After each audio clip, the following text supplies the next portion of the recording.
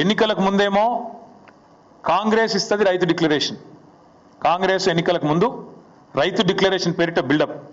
కానీ ఎన్నికలు అయిపోయినాక ఇప్పుడేంది, రైతులు ఊళ్ళలో ప్రమాణ పత్రమే అన్నట, గవర్నమెంట్కు రైతు ప్రమాణ పత్రమే అన్నట్టు. ఇప్పుడు ఇక ఇంతకంటే విచిత్రమైన ముచ్చట మేమైతే అన్నట్టు వినలేదు.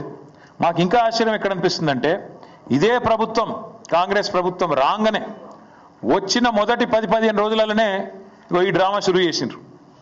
ఏమని పెట్టిరా అన్నాడు, ప్రజాపాలన దరఖాస్తులు పెట్టుకోండి అంటే పాపం 1,06,00,000 మంది దరఖాస్తులు పెట్టుకున్నారు. ఈ దరఖాస్తులలో మీరు చూడొచ్చు, స్పష్టంగా రాసింది ఇక్కడ రెడ్ మార్క్తోని ఇక్కడ మార్క్ చేసి ఉంది. ఈ దరఖాస్తులు దేనికి తీసుకున్నారు అన్నాడు, దేనికంటే మహాలక్ష్మి, రైతు భరోసా, గృహజ్యోతి, ఇందిరమ్మ ఇండ్లు, చేయూత పథకంల కొరకు.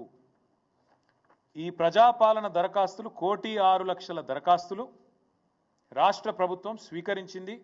ప్రజాపాలన అయిపోయినాక చెప్పింది, మేము స్వీకరించినాం దరఖాస్తులు, మాకు దరఖాస్తులు అందినాయి, ముట్టినాయి అని చెప్పిండ్రు. ఇది ప్రజాపాలనలో ఈ కాంగ్రెస్ ప్రభుత్వమే ఆనాడు రైతు భరోసా కోసం కూడా రాష్ట్రంలోని రైతులందరి దగ్గర సమాచారం సేకరించింది, తీసుకున్నది. ఇలా ప్రభుత్వం దగ్గర ఉండాలి.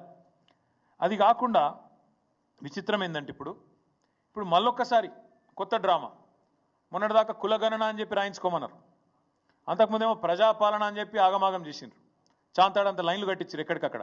ఇప్పుడు మళ్ళా కొత్తగా రైతులు ఊళ్ళల్లో ప్రమాణపత్రం ఇవ్వాలి, ఇస్తేనే మేము మీకు పైసలు ఇస్తాం.